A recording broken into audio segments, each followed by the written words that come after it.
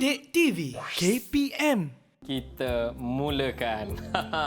Baik, tadi kita dah tahu tentang definisi alam Melayu. Kita juga dah tahu kedudukan dekat mana kerajaan-kerajaan yang ada di dalam alam Melayu. Dan sampai masanya untuk kita kenal yang manakah di antara kerajaan-kerajaan yang kita sebut tadi, adanya kerajaan-kerajaan yang masyhur, Yang terkenal. yang terkenal, yang mesti diketahui.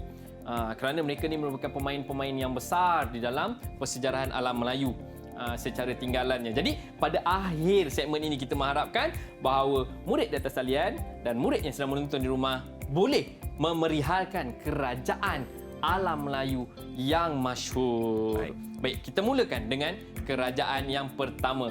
Kalau kita lihat pada garis masa tadi, Funan antara yang paling awal, yang paling panjang hayat dia. Jadi Funan ni di mana?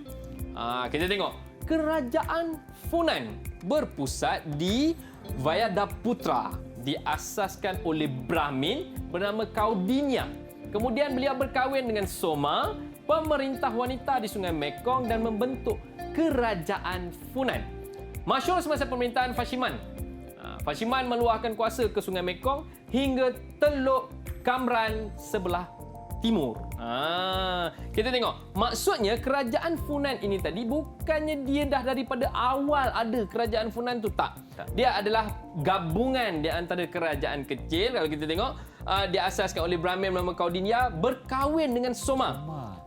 Jadi Soma ni mungkin dia ada satu kerajaan kecil dia. Kemudian Brahmin Kaudinya ni dia pun ada kerajaan dia. Apabila mereka berkahwin, kerajaan kecil, mereka bergabung dan membentuk kerajaan besar diberi nama Funan. Diberi nama Funan, dan kedudukannya macam kita tengok tadi di Sungai Mekong. Okey, di Sungai Mekong. Jadi beliau menguasai selatan Myanmar dan segenting Kra. Kerajaan Funan ni besar. Kedudukan dia tadi kat Sungai Mekong. Betul. Jadi kat Sungai Mekong tu kalau kita tengok hari ni di sekitar Vietnam. Tetapi dia punya kerajaan sampai ke selatan Myanmar dan segenting Kra. Segenting Kra tu kat mana? Segenting Kra tu tu yang halus atas sikit daripada Malaysia, dah nak sampai ke Thailand tu. Tu segenting Kra. Okey. Hari ini dia memang di bawah Thailand lah. Okey. Jadi kemudian menyebabkan Funan menguasai jalan perdagangan utama antara timur dan barat. Jadi kalau nak ikut jalan darat daripada belah atas nak turun ke bawah, memang akan melalui Funan. Kesannya abad ketiga Funan menjadi pusat perdagangan utama di alam Melayu. Pusat perdagangan utama alam Melayu. Yalah, orang nak berdagang mesti lalu dekat Funan. Betul. Kalau dia kenakan cukai, semua pun ada kat situ. Kalau berhadapan dengan monsun, mereka akan singgah di Funan untuk menunggu musim monsun berlalu. Berteduh dulu. Berteduh dahulu. Okey, kemudian raja terakhir adalah Rudravarman. Merosot apabila diserang oleh kerajaan Chenla. Nampak? Dia satu kerajaan yang besar, merosot diserang oleh satu kerajaan yang kita tak sebut sebagai kerajaan yang besar pada alam Melayu. Tapi dia ditumbangkan oleh kerajaan itu. Itu adalah kerajaan Funan. Kita pergi kerajaan yang seterusnya. Silakan. Champa. Ini adalah kerajaan Champa. Kerajaan Champa kita tengok berpusat di Indrapura. Sekali lagi macam selalu dengar. Tadi Vidayapura, ni Indrapura. Ini yang dikatakan persamaan dari aspek bahasa dan budaya. Kita lihat. Diasaskan oleh Chulen pada 192 Masihi, sering berhadapan dengan serangan Dai Viet. Chulen berjaya membebaskan Champa dari pengaruh Cina. So, kawasan Champa ini tadi asalnya dikuasai oleh dinasti-dinasti Cina. Jadi, masyhur semasa pemerintahan Cebonga. Kemudian Cebonga berjaya mengatasi serangan dari Dai Viet. Tengok membebaskan Champa dari pengaruh Cina. Dia di bawah dinasti Cina. Kemudian masyhur semasa pemerintahan Cebonga. Cebonga berjaya mengatasi serangan Dai Viet. Dan nampak dekat atas tadi, ketika di bawah pemerintahan Chulen, sering berhadapan dengan serangan daripada Dai Viet. Jadi Cebonga berjaya membebaskan daripada Dai Viet. Beliau meluaskan kuasa ke wilayah Dai Viet. Jadi dia dah berjaya mengatasi Dai Viet. Kuasai Dai Viet hingga ke lembah Sungai Merah. Serangan ke wilayah Dai Viet berjaya membunuh Raja Tran Dutong. Kemudian kesannya pemerintahan beliau diiktiraf oleh dinasti Ming. Nampak? Kalau tadi dia dah bebaskan daripada kerajaan Cina tadi, sekarang dia diiktiraf sebagai satu kerajaan di dalam alam Melayu oleh dinasti yang wujud di Cina. Walau bagaimanapun, apabila berlakunya kemunculan dan berlakunya kemuncak, sudah pasti ada kejatuhannya. Jadi merosot apabila Raja Indravarman meninggal dunia pada tahun 14 41, Dai Viet melancarkan serangan dan Champa ditawan pada 1471. Nampak? Tadi Cik Bonga bebaskan daripada Dai Viet. Dai Viet, betul. Bila Indra Varman dah meninggal, dia kuasai semula Champa. Dai Viet datang kembali untuk menakluki kerajaan Champa. Ya, betul. Menakluki. Seterusnya, kerajaan Sriwijaya. Ini pun antara kerajaan yang besar. Dia berpusat di Palembang. Palembang kat mana? Palembang di Indonesia. Indonesia hari ni ya. Okey, jadi diasaskan oleh Dapunta Yang Sri. Duduk dekat Indonesia tu. Nama tiba-tiba ada pula Dapunta Yang. Hui. Dah macam Korea. Dah macam Korea pun ada. Dah macam Korea. Okey. Tapi nama penuh dia kena sebut penuh lah. Dapunta Yang Sri Jayanasa pada 683 Masihi. Beliau mengukuhkan kedudukan dengan menakluk kawasan sekitarnya seperti Bangka dan Taruma. Masyhur semasa pemerintahan Sanggra Madana Jaya. Kena sebut betul-betul. Nama orang, jangan buat main. Betul. Pada abad ke-8, beliau berjaya menakluk Sumatera, selatan Myanmar, tanah Melayu dan segenting Kra. Ada lagi tak? Ada Sriwijaya. Kesannya Sriwijaya menguasai jalan laut antarabangsa iaitu Selat Melaka. Kita sebelum ni kita tahu Selat Melaka dikuasai oleh Melaka. Tak, itu dah kemudian. Sebelum itu Sriwijaya kuasai. Jadi Selat Melaka ni milik Sriwijaya ketika itu.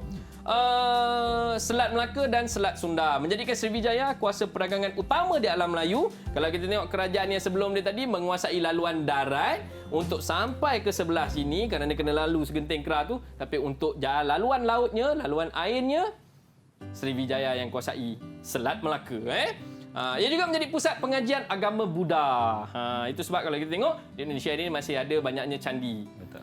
Candi-candi dan sebagainya. Okey, merosot apabila diserang oleh tentera Chola dari selatan India pada tahun 1025. Dari Chola India. Kalau boleh buka lah Google Map tu, tengok Indonesia dengan India tu.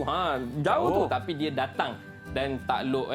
Okay, suka untuk saya ingatkan apabila kita bercerita tentang kerajaan-kerajaan yang masyhur dan mana-mana kerajaan pun baik alam Melayu maupun yang di luar dan sebagainya, sudah pasti ianya akan melalui 3 fasa. 3 fasa. Baik, yang pertama. Fasa yang pertama adalah fasa kemunculan. Mesti ada fasa kemunculan kerajaan tersebut. Apabila ada kemunculan, sudah pasti dia akan ada kemuncak. Kemuncak. Yang itu yang sedang kita cerita sekarang, yang masyhur. Jadi mesti ada kemuncak kemasyhurannya dan apabila ia telah mencapai kemuncak kemasyhurannya akan tiba waktu kejatuhannya. Begitulah kitaran dia daripada satu kerajaan ke satu kerajaan yang lain. Baik, itu Sriwijaya yang akhirnya ditumbangkan oleh tentera Chola dari selatan India pada 1025. Cuba kita lihat kerajaan yang lain. Kerajaan Angkor. Okey, kalau kita tengok kerajaan Angkor berpusat di Hari Haralaya. Hari Haralaya. Sebut betul-betul. Hari Haralaya diasaskan oleh Jayavarman II dari Chenla. Dari Chenla. Beliau menyatukan wilayah di Sungai Mekong, masyhur semasa pemerintahan Suryavarman II dengan meluaskan kuasa Empayar Angkor dari sekitar lembah Sungai Mekong ke selatan Myanmar. Macam kita pernah sebut Sungai Mekong ni tadi kan? Pernah tadi. Nampak tak? Maksudnya Sungai Mekong ni adakah dia berada kedua-dua kerajaan Angkor dan Champa ni tadi berada di tempat yang sama? Tak. Tidak. Sungai Mekong tu panjang. Mungkin di bahagian yang berlainan. Nampak? Itu sebab dia kata Sungai Mekong hingga ke selatan Myanmar. Bawa ke bawah. Kemudian apa lagi? Beliau berjaya menghalang ancaman dari Champa dan Dai Viet. Tadi kita ada sebut Dai Viet juga mengganggu Champa. Champa berjaya bebas daripada Dai Viet. Dai Viet tak dapat kacau Champa, dia pergi kacau Angkor pula. Maksudnya dia tak berputus asa. Nampak. Sedangkan Dai Viet tadi bukanlah kerajaan yang kita klasifikasikan sebagai kerajaan yang besar, tetapi dia mampu menggugat kerajaan yang masyhur dalam alam Melayu. Beliau juga mewujudkan jalinan perdagangan dengan pedagang tempatan dan pedagang luar. Usaha beliau diteruskan oleh Jayavarman VII yang meluaskan kuasa hingga ke sepadan Annam. Ke sepadan Annam. Beliau membina Angkor Thom pada 102 dan 102 buah hospital merosot apabila Jayavarman VII mati dan diserang oleh Siam pada tahun 1594. Itu kerajaan yang telah wujud. Masih ada lagi? Ada. Jangan kita tinggalkan. Kita masih ada kerajaan Majapahit. Tadi kerajaan Majapahit berpusat di kota Trowulan diasaskan oleh Raden Wijaya dengan bantuan tentera Mongol pada tahun 1294. Nampak tak? Dah mula sebut Mongol. Mongol bukan dalam alam Melayu tapi ada kaitan dengan kerajaan alam Melayu. Masyhur bermula dengan pelantikan Patih Gajah Mada. Selalu kita dengar Patih Gajah Mada sebagai Perdana Menteri oleh pemerintah Tribuana Tunggadewi. Beliau berjaya mengembalikan keamanan dan keselamatan Majapahit. Jadi beliau mula meluaskan kuasa ke timur Pulau Jawa, pesisir timur Sumatera, utara Sulawesi dan Kepulauan Maluku menjadi pusat perdagangan pada abad ke-14. Dan sudah pasti kemerosotannya apabila kematian Patih Gajah Mada. Seterusnya, yang ini yang paling dekat dengan kita, Kerajaan Kedah Tua. Kerajaan Kedah Tua. Okey, sumber Cina menamakan sebagai Cecah, sumber India Kataha dan Arab Kalaba. Masyhur dengan kepesatan kegiatan perdagangan di Lembah Bujang melibatkan pedagang timur dan barat dikuasai oleh Sriwijaya. Saya percaya saya ada tinggalkan tugasan pada murid kita di atas talian berkaitan dengan Kedah Tua. Siapa yang saya tinggalkan tugasan tu? Siapa nak kongsi dengan saya tentang tugasan yang saya berikan? Siapa nak kongsi? Iris? Silakan Iris Arisa kongsi kepada kita. Saya ada baca antara kerajaan alam yang masyhur adalah Funan, Champa, Sriwijaya, Angkor, Majapahit, Kedah Tua dan Gangga Negara. Kemasyhuran kerajaan ini dapat dilihat dalam aspek pemerintahan, ekonomi, agama dan kemunculan pelabuhan. Masyhur dalam aspek pelabuhan dan Pelabuhan, ekonomi dan pemerintahan. Juga agama. Pelabuhan, ekonomi dan pemerintahan. Dan ini termasuk dengan kerajaan Kedah Tua yang baru kita sebut sebentar tadi. Dan berjiran dengan Kedah Tua sudah semestinya kerajaan Gangga Negara yang kita tanda tadi. Betul. Kan dia sebelah je. Okey, jadi kerajaan Gangga Negara berpusat di Pangkalan. Bukan berpusat Pengkalan berpusat di Pangkalan, muncul pada abad ke-6 tetapi berfungsi sebagai pusat pelabuhan sejak abad ke-5. Diasaskan oleh Raja Ganji Sarjuna. Pendapat lain menyatakan ia diasaskan oleh Raja Khmer dari Kemboja.